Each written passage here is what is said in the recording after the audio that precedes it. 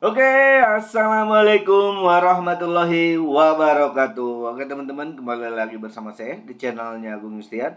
Oke, jadi pada video kali ini saya akan membahas mengenai seputaran market ya, tentunya juga selain market juga ini saya akan membahas mengenai tentang Shanghai upgrade ya dari si Ethereum teman-teman yang akan segera launching si eventnya itu pada tanggal 14 Maret. Oh ya, untuk pada video kali ini juga di sini sekarang untuk di minggu depan itu akan ada banyak event ya. Tentunya yaitu pada tanggal 13 Maret yaitu nanti ada event dari si Polygon Matic ya, yaitu roadmap sneak peek ya. Kemudian nanti juga akan ada ini Ethereum tentunya yang masuk ke dalam kategori signifikan, trending dan juga hot ya, yaitu mengenai Ethereum Shanghai upgrade. Kemudian tanggal 14 Maret juga nanti ada juga dari Solana ya, yaitu AMA with Bitrue ya. Oke, kemudian apa lagi ya? Paling untuk di minggu ini itu adanya itu sekitar 3 token itu, yaitu Solana, Polygon Matic, juga ke Ethereum, dan juga di sini ada Filecoin ya. Filecoin itu EVM release ya. EVM release masuk kategorinya juga sama dengan si Ethereum Shanghai upgrade gitu teman-teman. Oke, jadi pada video kali ini kondisi market itu sekarang itu lagi pada bearish ya. Karena kemarin ya pertama itu ada yang namanya itu banyak bank-bank dari US itu pada collapse ya. Berawal dari Silvergate, kemudian ada juga apa lagi ya? Kemarin itu yang Silicon Valley Bank ya. Kemudian USDC juga anjlok terkena liquid gitu ya, macam-macam. Tapi teman-teman jangan takut karena apa ya, kalau misalkan dilihat dari yang namanya itu informasinya di sini ya, katanya mengapa harga Bitcoin naik pada hari ini katanya ya. Sini. Jadi di sini tuh dijelaskan bahwa yang namanya itu Bitcoin kemarin sempat anjlok, yaitu di sini dari awal di sini mulainya ini mulai dari Silvergate Bank yang collapse, kemudian ada juga kemarin Silicon Valley Bank juga collapse juga. Ini karena krisis, makanya anjlok. Kemudian ada kemungkinan bahwa ini itu adalah tanda tanya itu di mana ya, apa ya sebutnya itu pullback ya. Kalau misalkan kita coba lihat di sini, ini adalah Bitcoin pullback dari yang namanya itu analisis dari si siapa ini? Di sini dari seorang trader ya. Dari seorang trader di sini akan mengalami pullback. Ini datanya itu mirip di tahun 2016 di sini. Dimana pada saat ketika ini di sini posisinya itu di sini ini mirip dengan yang 2023 sekarang. Ini posisi paling bawah yaitu sekitaran 350 US dollar. Tapi kalau misalkan di Bitcoin di tahun 2022-23 ini di angka sekitar 15.900 ya, atau mencapai ke 16.000 US dollar, maka dia itu akan mengalami lagi naik di sini, mengalami lagi naik hijau juga sama. Kemudian dia mengalami lagi pullback lagi, dan sekarang posisi kita itu ada di sini, teman-teman. Ada di posisi seperti ini. Coba kalau misalkan kita coba lihat di sini ya. Ini juga sama. Ini juga sama ya. Ketika ini naik di sini dari awalnya ini menggunakan time frame daily ya, menggunakan time frame daily. Ketika ini ada di sini, maka dia itu naik, kemudian balik lagi ke bawah, tapi dia itu asalkan mampu bertahan untuk di area ini ya, untuk mampu bertahan di area inilah sampai sampai di area sini di sekitaran 18.400, maka kemungkinan dia itu akan mampu kembali lagi untuk melanjutkan ke penguatannya sama seperti ada di tahun 2016 yang lalu ya, sebelum dia itu melanjutkan ke ATH yang berikutnya teman-teman. Oke, ini informasi dari si Bitcoin ya, adalah sedikit angin segar ya, informasi angin segar dari si Bitcoin teman-teman. Oke, kemudian untuk kondisi market pada saat ini ya, untuk si saham stok yaitu pada merah-merah juga sini ya, banyakkan dominance, apalagi untuk perbankan ya, sekarang itu lagi was-was ya. Apalagi nanti mungkin besok akan ada yang namanya itu si The Fed itu akan mengumumkan yang namanya itu emergency call meeting ya, mengenai Silvergate dan Silicon Valley Bank ya, SVB ya, dengan atas kebangkrutannya. Coba kalau misalkan kita coba lihat untuk Nasdaq seperti apa. Oke teman-teman, ini untuk Nasdaq juga wah hancur-hancuran ya. Nasdaq itu hancur-hancuran, semuanya pada merah sini. Aduh, gila serem teman-teman. Sekarang kita coba dari Nasdaq Composite Index ya. Wah, parah juga ini untuk semuanya ya.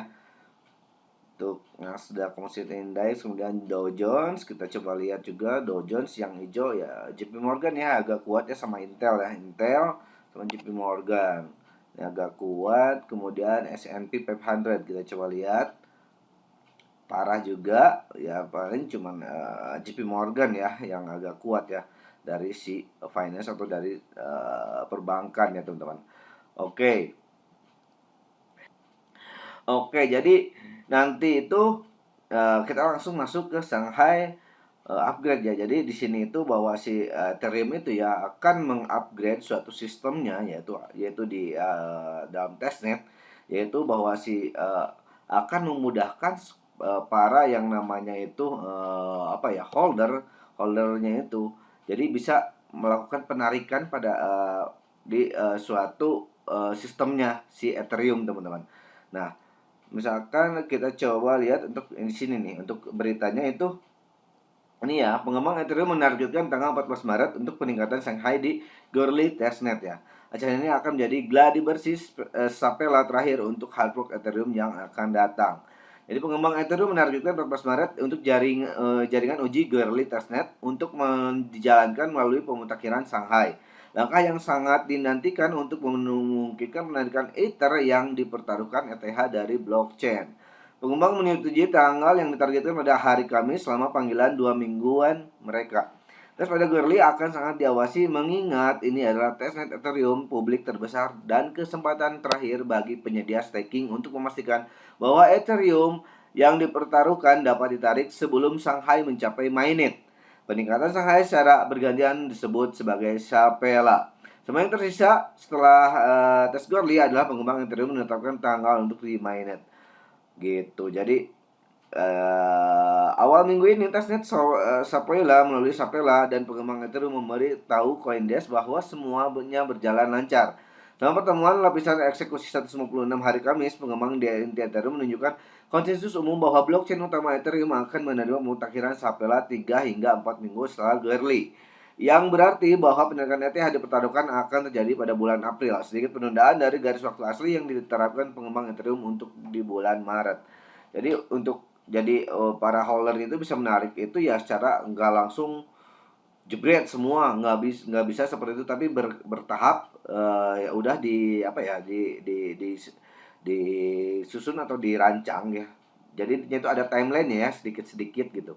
Baru bisa diambil ya untuk si Ethereum-nya yang sudah di staking dari si blockchain-nya Ethereum gitu teman-teman. Jadi sepertinya nggak akan berpengaruh ke yang namanya itu ke harga dari si Ethereum nanti di marketnya, karena di sini juga nanti akan diputar lagi di Shanghai upgrade ini di Goerli testnet ini gitu teman-teman.